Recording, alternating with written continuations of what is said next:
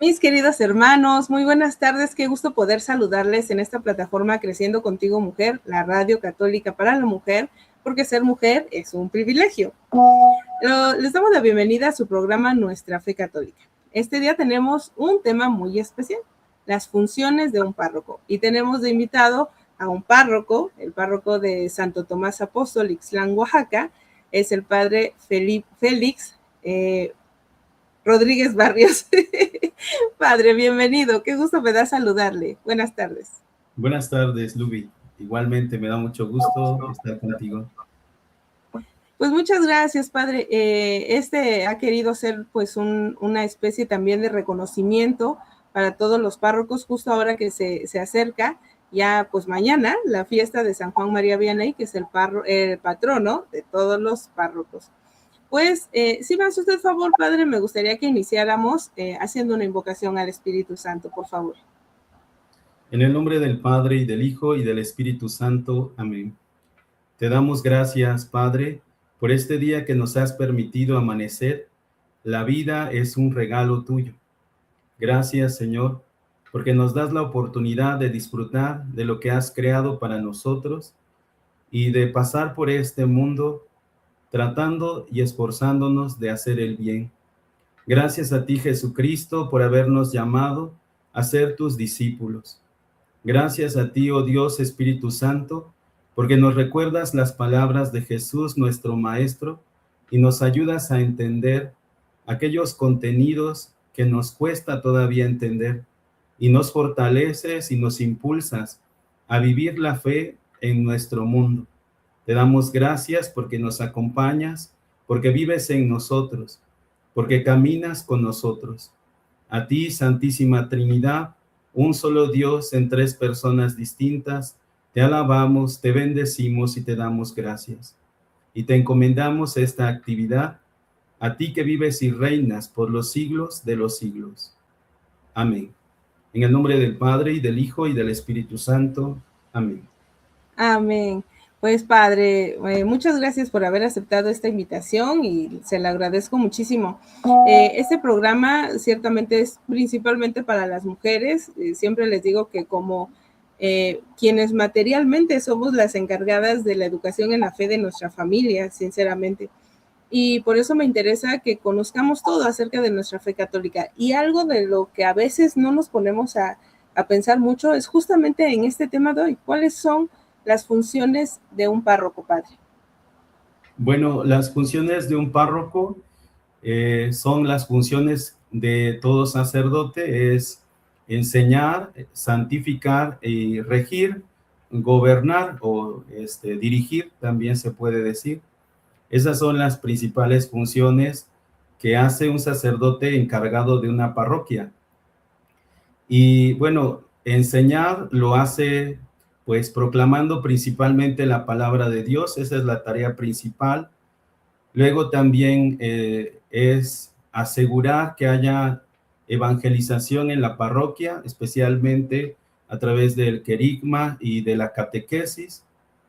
También un párroco se encarga de enseñar a través de la homilía y a través de la preparación, especialmente para los sacramentos, no solamente de los niños, sino también de los papás y de los padrinos. En la cuestión de santificar, pues sobre todo es procurar que no falte a las comunidades la Santa Eucaristía. Si no se puede los domingos, pues por lo menos entre semana. También promover que haya bautismos, que haya el sacramento de la penitencia, es decir, apartar un tiempo para que los fieles tengan el espacio de acercarse para reconciliarse con Dios. También promover el cuidado y atención de los enfermos, especialmente a través del sacramento de la unción de los enfermos. También procurar que haya preparación para el matrimonio y la celebración del matrimonio, y también en los momentos cuando las familias católicas pues se separan de algún familiar porque muere alguien, algún miembro de la familia, pues el sacerdote acompañarlos en la oración, especialmente en la celebración de la misa exequial. Lo que se refiere a regir o gobernar, pues entonces se encarga sobre todo de, podríamos decirlo, de organizar la pastoral en la comunidad parroquial, procurando la unidad de todos los agentes de pastoral, promoviendo el proyecto parroquial o el plan parroquial en consonancia con la diócesis, con el proyecto de la diócesis, con las directrices del obispo. Pues es lo que recuerdo ahora.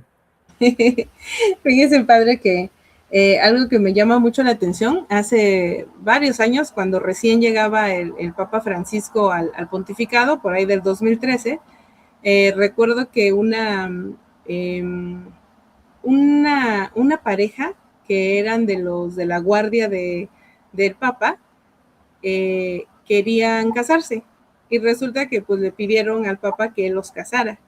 Y entonces platicaban en un artículo que cuando llega el párroco a la sacristía, encuentra al Papa sentado esperándolo, porque le dijo que le iba a pedir permiso para celebrarle el matrimonio a esa pareja que habían sido sus guardias allá en Roma. Y esto me hace mucho sentido de pensar quién es pues la máxima autoridad en una parroquia, padre. La máxima autoridad en una parroquia es el obispo. De hecho, es el obispo el que designa al párroco. Es el obispo el encargado de la parroquia, él es la cabeza de toda la diócesis y de todas las comunidades parroquiales, pero como él no puede atender a las parroquias, pues entonces designa a un sacerdote para que las atienda en su nombre. Por eso el párroco es colaborador del obispo, es un sacerdote al que el obispo le ha tenido una gran confianza para asignarle una parte del rebaño que a él le corresponde cuidar, santificar y regir, ¿no? Y enseñar. Entonces, un párroco es, de hecho, un colaborador muy cercano del obispo. En este caso, de hecho, no le tenía que pedir permiso al párroco para celebrar el matrimonio, ¿no? Pero bueno, lo hace, digamos, como una señal también, ¿no? De humildad, quizá. Una fineza, ¿no? Con respecto a él.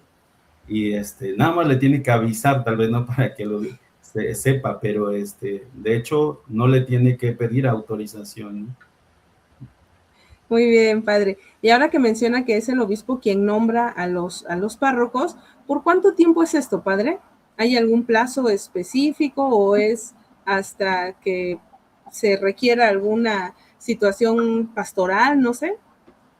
Pues bueno, cuando se trata de estar encargado de una parroquia, hay dos maneras. Una es ser administradora parroquial, es decir, el obispo puede nombrar a un sacerdote como administrador de esa parroquia y entonces puede moverlo, trasladarlo cuando él lo disponga. En cambio, un párroco tiene una cierta estabilidad, por lo menos de 3 años en adelante, hasta que el obispo considera que es necesario trasladarlo a otra parroquia.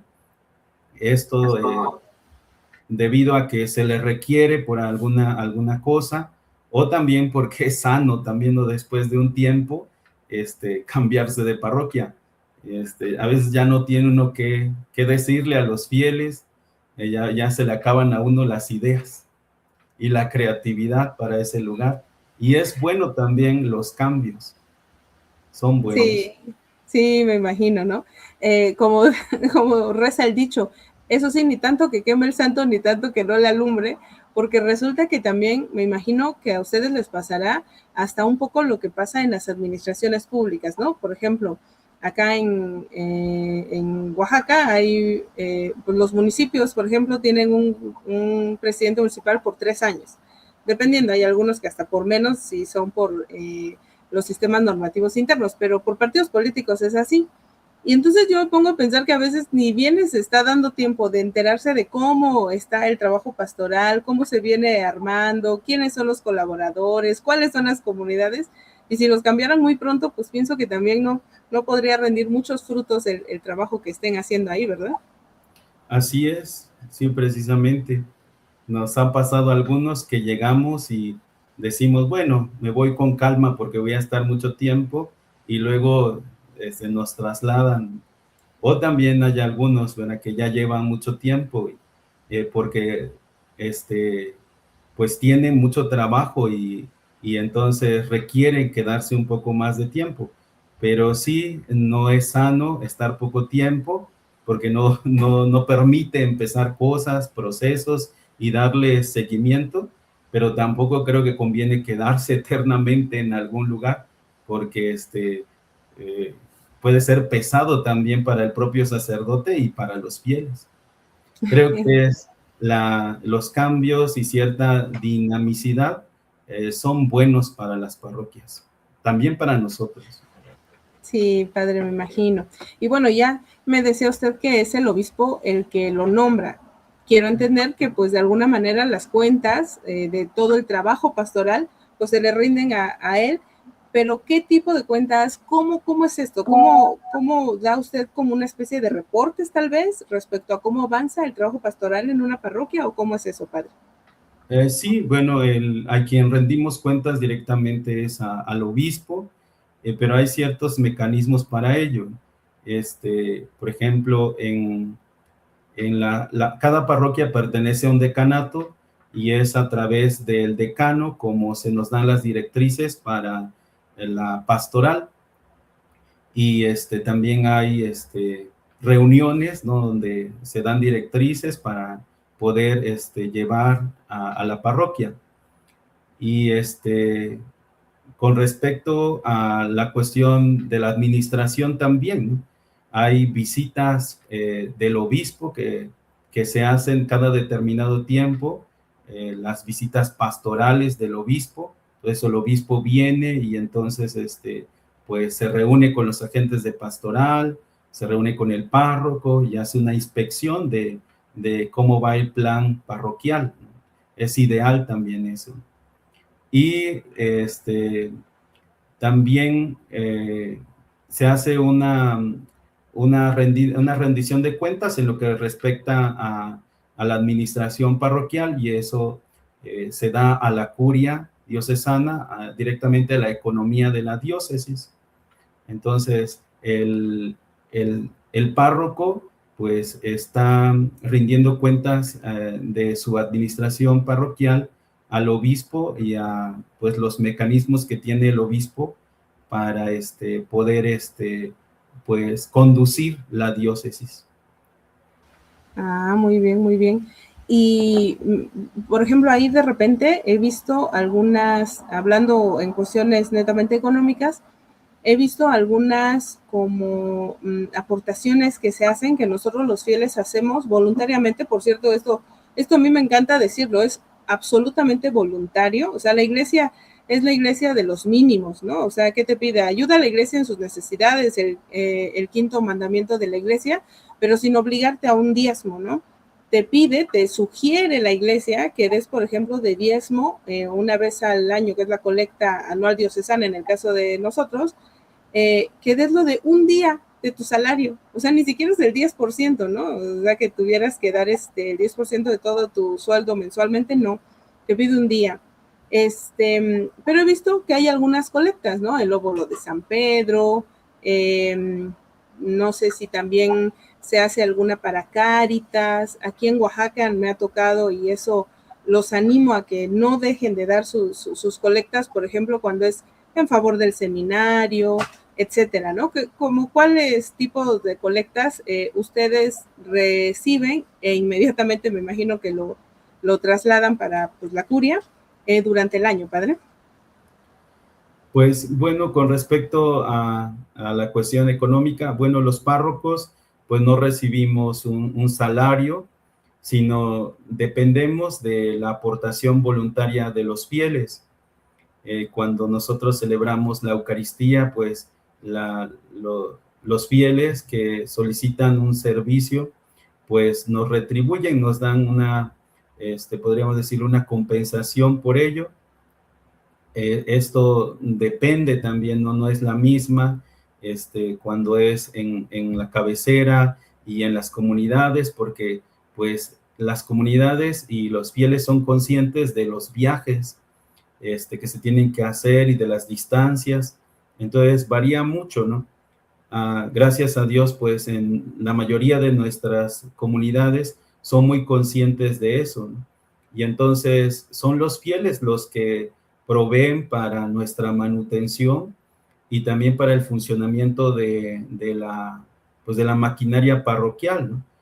Porque pues el párroco de la aportación voluntaria de los fieles pues tiene que pagar los servicios que hay en la parroquia, tiene que pagar personal, ¿verdad? Tiene que pagar al sacristán, hay veces que lo tiene que pagar, otras veces son servicios de la propia comunidad, pero también hay que pagar el personal que atiende la oficina, o también hay que pagar al personal que prepara los alimentos. Hay quienes también tienen por su situación física, pues que contratar a algún chofer, etcétera, ¿no? Entonces tienen que pagar o gratificar más bien, ¿no? A personas que apoyan con esos servicios en la parroquia. Aparte, pues se tiene que pagar, pues, luz en algunos lugares, ¿no? Teléfono, internet, etcétera, etcétera, ¿no? Entonces, todo eso sale de la aportación que dan los fieles. Hay veces que, por ejemplo, también nosotros recibimos las ofrendas que dan los fieles en la celebración y las administramos. También con eso se tiene que dar mantenimiento al templo, ¿no? Hay comunidades que se encargan del mantenimiento de sus templos, pero hay veces que eso se queda como responsabilidad también del párroco y el párroco tiene que ver con todo eso, ¿no? Con el mantenimiento del edificio y con el mantenimiento también del culto, porque a muchos párrocos le toca incluso, por ejemplo, comprar flores para el templo, ¿no? Y pagar incluso los insumos que tienen que ver con la limpieza de los edificios, etcétera, ¿no? Entonces, sale de todo, ¿no? De la aportación de los fieles. Y aparte, pues bueno, el párroco está obligado a dar informe económico mensual a la economía diocesana. Entonces, Okay. de sus ingresos y de sus egresos, ¿no? Así es como se maneja la economía parroquial. Sí, padre, fíjese que esto es bien importante porque algunas personas podemos tener como que la idea de que los sacerdotes, por lo menos aquí en Oaxaca, yo sé que no es así, que tengan un salario establecido, que les dé, no sé, precisamente el arzobispado, no sé, alguna cosa así. Y pues la verdad en Oaxaca no, o sea, en Oaxaca me doy cuenta por lo que platico con algunos sacerdotes, que son justamente así, o sea, me dicen yo vivo, dice, de la generosidad de los fieles, ¿no? Y fíjese, padre, eso sí lo digo a título personal como laica, a veces me da tristeza ver que, por ejemplo, nos duela, o veo algún comentario luego, ¿no? En redes sociales, ya saben, ¿no? Quejándose de que, híjoles, es que pidieron tanto para cooperación, para, no sé, confirmaciones, primeras comuniones. Para empezar, les digo, miren, o sea, imagínense que nos cobraran la misa. Yo les digo que ni al más rico de todos le alcanzaría para comprar la misa, sencillamente, ¿no? O sea, ¿quién puede tener el don que Dios le concede, que Jesucristo le comparte el sacerdocio a ustedes, de hacer que ese pan y ese vino, por la oración de ustedes de consagración, se convierte en el cuerpo y la sangre de Jesucristo y se actualiza el sacrificio redentor de Jesucristo ahora de manera incruenta por cada uno de nosotros? O sea, de verdad, si nos pusiéramos a pensar eso, de entrada ya no nos alcanzaría. Pero como usted dice, hay muchas cosas que requieren el mantenimiento, nada más en la casa. Se descompone una llave y ya entre llamar al plomero, entre comprar el material, ya nos estamos gastando media quincena a veces. Entonces, algunas personas me han dicho, ¿no? Y yo hasta lo agarro de relajo, porque me dicen, ay, no, pues ya tiene 7 años mi hijo, pero no lo he bautizado. Y le digo, ¿por qué? Pues es que no tengo dinero. Le digo, oye, ¿qué padre te anda queriendo cobrar tanto de estipendio? Le digo, porque, o sea, eso merece, o sea, prácticamente que vayas y que le digas al arzobispo, ¿no? A ver qué cosa. Ah, no, de eso no, dice. No, lo que pasa es que necesito, pues, para la fiesta, para un conjunto musical, para el salón, para los regalitos, los recuerditos, etcétera. Entonces digo, híjoles, a eso sí le estamos dando toda la importancia, mientras que a lo que realmente lo tiene, que es el sacramento que se va a celebrar en la misa, pues a veces a eso se nos olvida, padre, y eso la verdad es que es bastante triste, por eso es importante que tengamos esa conciencia, ¿no? Y bueno, Sí, también algo, ay, perdón, padre, dígame. sí, puede ser la idea a veces, es ciertamente pensar que uno puede comprar algún servicio y más bien ni yo vendo nada ni los hermanos pueden comprar algo, ¿no? Sino solamente se trata de una gratificación que pues ayuda al sacerdote, ¿no? Porque pues nosotros pues solamente estamos dedicados a atender a los hermanos y pues entonces no tenemos el tiempo para un empleo, y por eso no podemos tener aparte otros ingresos. Pero le digo, pues tampoco, ¿verdad? Exigimos, creo, demasiado o tratamos de no exigir demasiado. Somos conscientes también de la situación de las comunidades. Por eso la mayoría de los párrocos siempre hemos procurado, ¿verdad? Que la aportación sea voluntaria, eso casi siempre, ¿no? E incluso, ¿verdad? Se ha procurado no ser gravosos, ¿no? A la comunidad, pero hemos visto que la mayoría de los hermanos pues son muy generosos y también muy comprensivos con los padres, ¿no? Pues saben la situación en la que vivimos, conocen pues ¿no? nuestros curatos, conocen cómo nos movemos y ellos saben, pues, ¿no? Que la mayoría de nuestros gastos tiene que ver con el transporte, y, con la gasolina, con el mantenimiento del vehículo, para desplazarnos a las comunidades. Y entonces saben también, ¿no? Porque, pues convivimos con ellos, cómo es que se maneja el dinero y cuáles son las necesidades. Entonces la mayoría, ¿verdad? Da las aportaciones que se piden, sobre todo no para documentación, que es para cuando sí se establece como una cierta cantidad, ¿no? Para cierta documentación, pues es porque saben pues, ¿no? Que se tiene que pagar la cuestión de papelería y también las personas que intervienen en la elaboración de este tipo de documentos, ¿no? Entonces, por eso pienso que la mayoría de las comunidades o la mayoría de los hermanos son conscientes de esto y lo dan con gusto. Ciertamente, a lo mejor algunos hermanos se hacen ideas porque desconocen también, ¿no? en qué se usa el dinero y a lo mejor entonces pueden tener así como ciertas sospechas, ¿no? de la administración, pero no, los que conocen, ¿verdad? Son muy conscientes de cómo se maneja y de que esto son gastos necesarios, no solamente para la casa parroquial, la oficina parroquial, sino también para el funcionamiento ¿cómo podríamos decir?, de la maquinaria parroquial. Totalmente, ¿no? Muchas veces, como mencionó usted, con personas pues que reciben también su salario, la secretaria, el sacristán, la cocinera, etcétera, ¿no?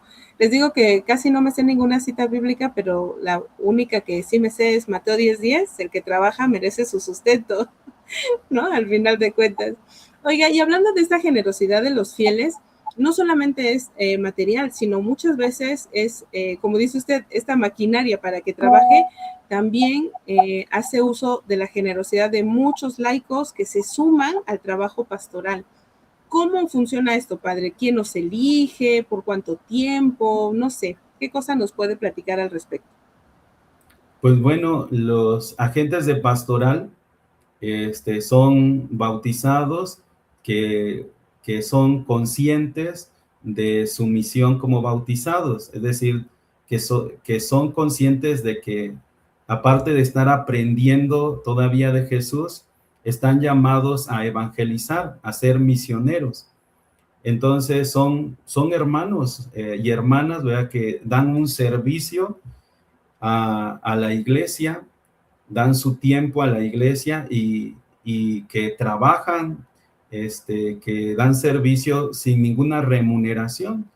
Son hermanos, hermanas, ¿verdad?, entregados a la evangelización, lo hacen por amor y lo hacen de manera gratuita.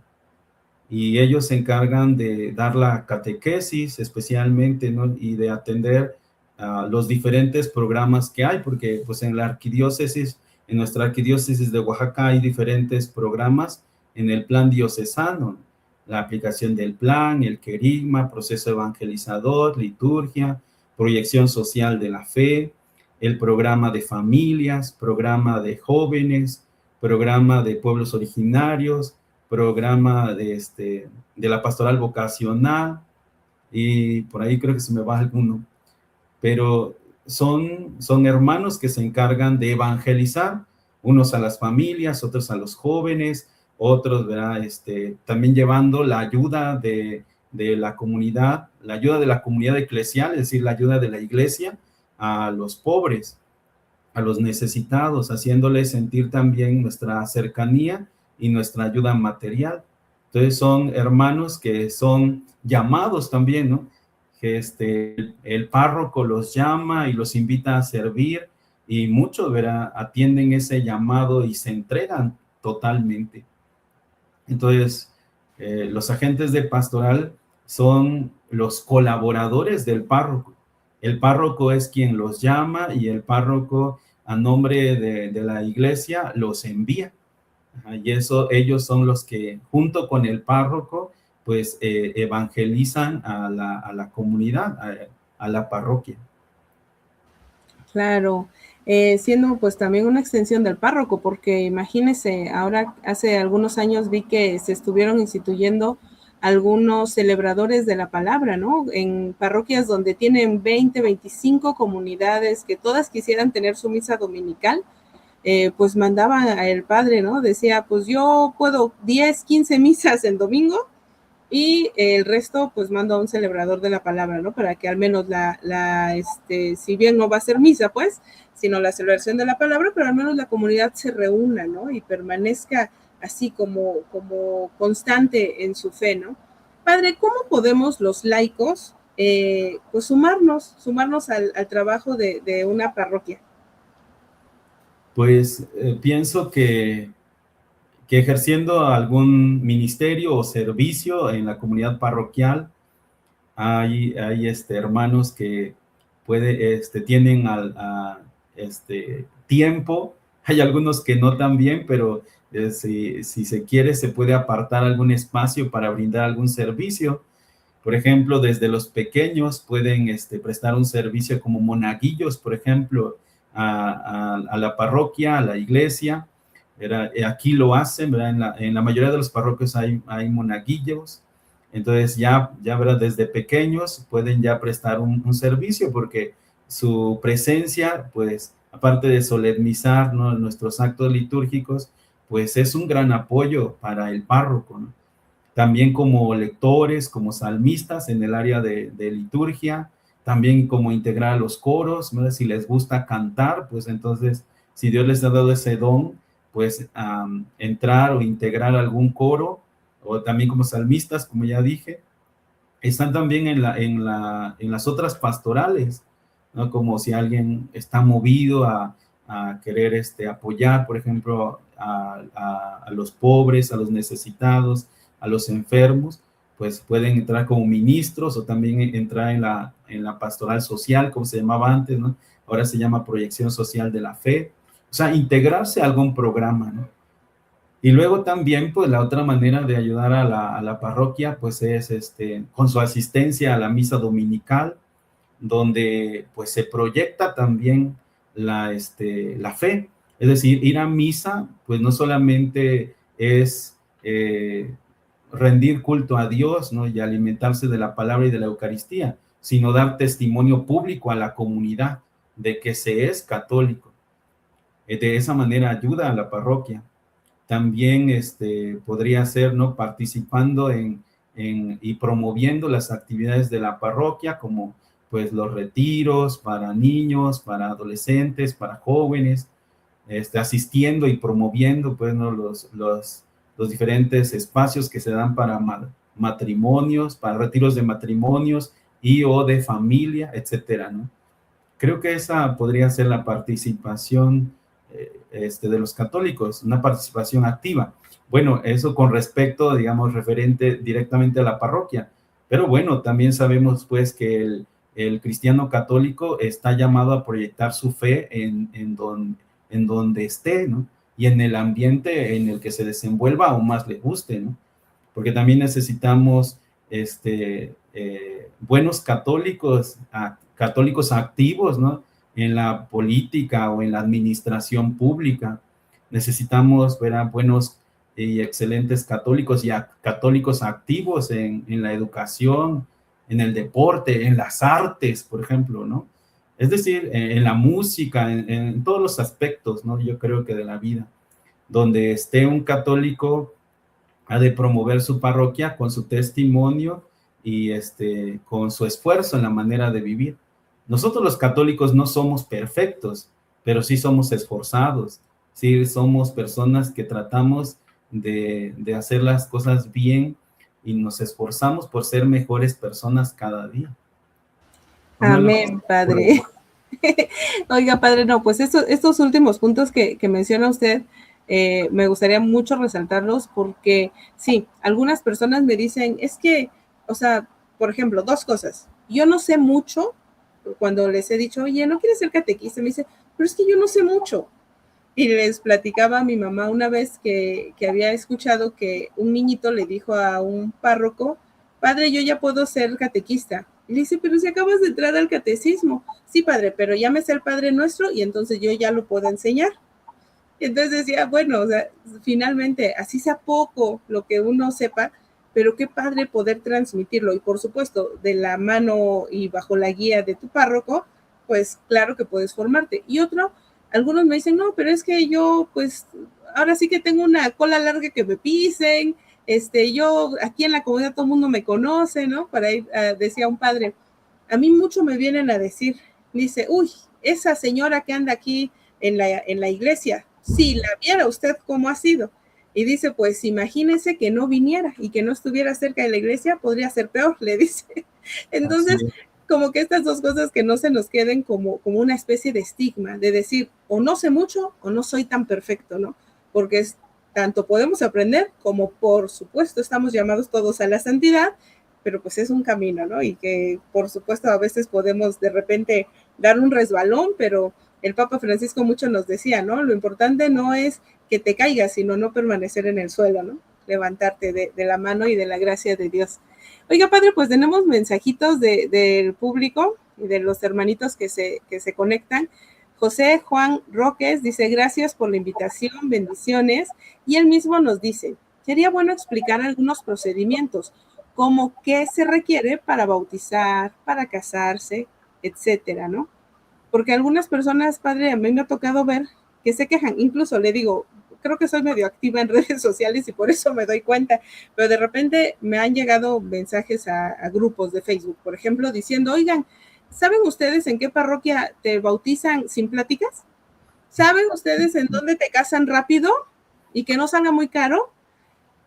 Bueno, le contestan todo lo que se puede imaginar, padre, a los pobres, pero bueno, ¿qué nos podría usted comentar al respecto de lo que dice José Juan? Bueno, primero contestar la pregunta anterior de quiénes pueden ser agentes de pastoral y si se tiene que saber mucho para ser agente de pastoral, pues no. Nosotros los bautizados somos discípulos y misioneros, discípulos misioneros. Es decir, estamos cerca de Jesús y estamos aprendiendo todavía de Él, conociendo su persona y conociendo su proyecto de vida, que es el Evangelio. Y eso que estamos conociendo, que ya sabemos, eso lo podemos transmitir. No se necesita saber todo, de hecho nadie lo sabe todo, ¿no? Para poder evangelizar, sino lo que sabemos. Pero además, pues la evangelización consiste no solamente en decir contenidos, no en decir verdades, sino sobre todo en dar testimonio de lo que Dios ha hecho en nosotros. Evangelizar no es solamente decir un discurso, ¿no? Es decir, o decir verdades doctrinales que son necesarias, sino sobre todo decir, bueno, esto es lo que Dios ha hecho en mí. Esto, ¿verdad? A mí me ha iluminado, a mí me ha curado, a mí me ha liberado de tantas cosas, ¿no? Esto es lo que Dios ha hecho en mí y eso es lo que puede hacer también en ti. Ahora, pues digo, los agentes de pastoral, pues que apoyan en las parroquias, pues no son personas perfectas, están en el camino de la perfección. Y también ver a quien se acerca, pues debe saber que pues, se acerca a seres humanos también, ¿no? Con sus defectos, ¿verdad? Y con sus virtudes, con cosas que ya han logrado y con cosas que están trabajando, ¿no? Son hermanos también, hermanas que están en un proceso continuo de conversión. Y pues sí, no hay un santo que no tenga un pasado. Ahora vemos a algunos hermanos que han logrado tanto, no han avanzado tanto, pero pues antes quién sabe cómo eran. Y estas personas que vemos ahora, ¿no? Estos hermanos que están al frente de la iglesia, que tienen defectos, están luchando también con ellos, ¿no? Eso, por eso al acercarnos a la iglesia y al ver a los agentes de pastoral, pues uno ha de verse reflejado allí. Es decir, son personas como nosotros que también están en proceso, están en lucha, están tratando de ser mejores. Ahora, con lo que respecta a los requisitos para bautismo y para matrimonio, pues varían un poco según la parroquia, pero en lo que coinciden, digamos, coincidimos todos, es en la importancia de la formación prebautismal o formación prematrimonial. ¿Por qué? Porque es muy importante que quien va a recibir el bautismo sepa lo que va a recibir, ¿no? Y sea muy consciente de eso. Además también porque bautizarse, pues, implica hacerse hijo de Dios y hay que saber qué significa eso, ¿no? Si uno se vuelve templo del Espíritu Santo, uno entra a formar parte de una comunidad con sus derechos y con sus obligaciones. También se injerta en Cristo y entonces todo eso, ¿verdad? Si se ignora, pues entonces de alguna manera debilita, ¿no? la recepción del sacramento y su posterior vivencia. Por eso, ¿verdad? Para nosotros es muy importante el conocimiento y quien recibe los sacramentos, ¿verdad? Con conocimiento, pues los vive y ¿verdad? Los vive y luego los valora, y va entonces haciendo que la gracia de Dios lo vaya transformando. Por eso es muy importante para nosotros el conocimiento. Y ya, bueno, lo demás son realmente, pues, los requisitos de documentos, que el acta de bautismo, perdón, que el acta de nacimiento, que, por ejemplo, ¿no? Los documentos de los papás.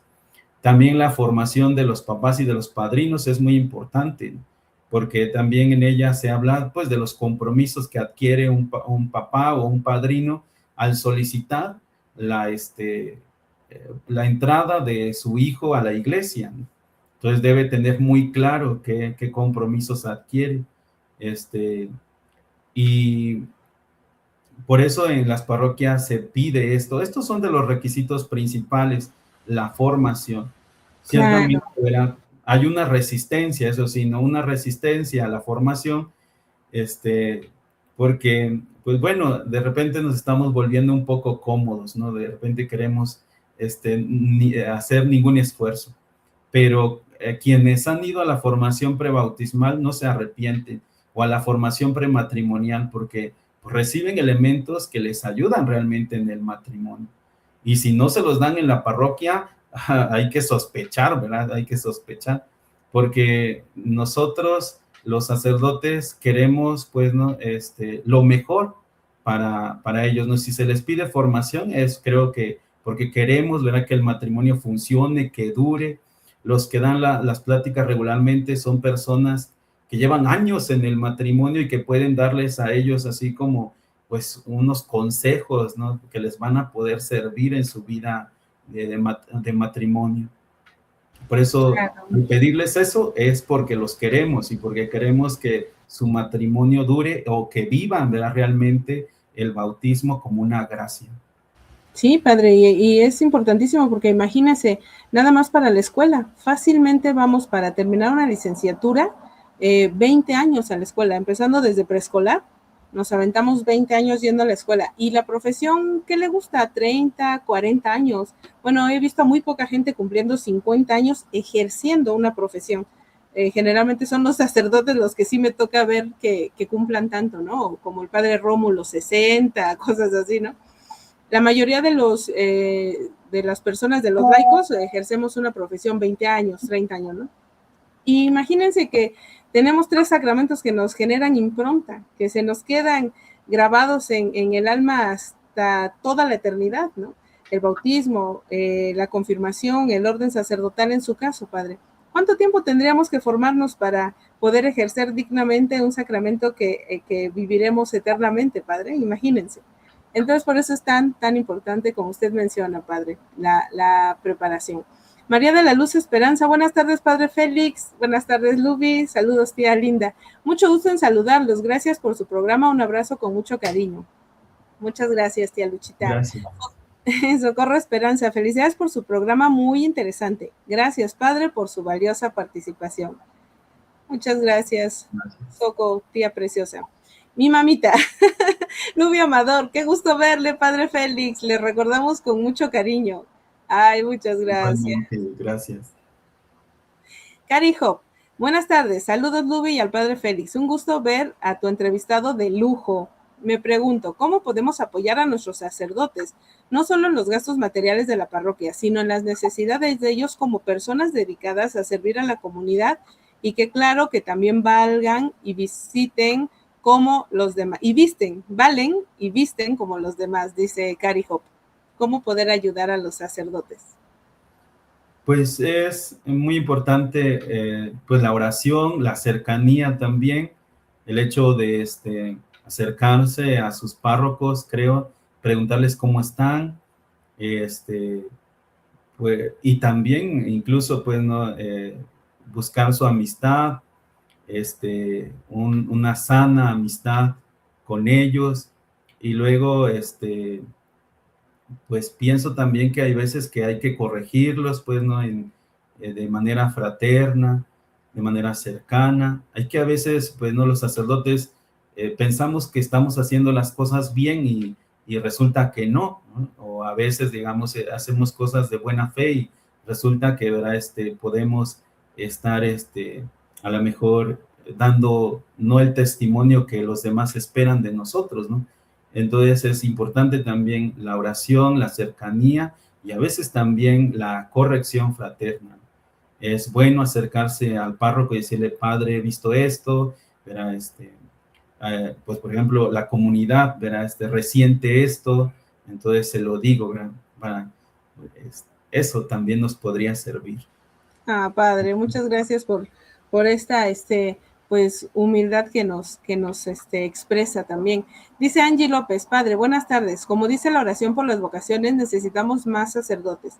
Entre las cosas más importantes por lo que los necesitamos está la confesión. Sabemos de sus múltiples ocupaciones, pero realmente necesitamos cumplir ese sacramento.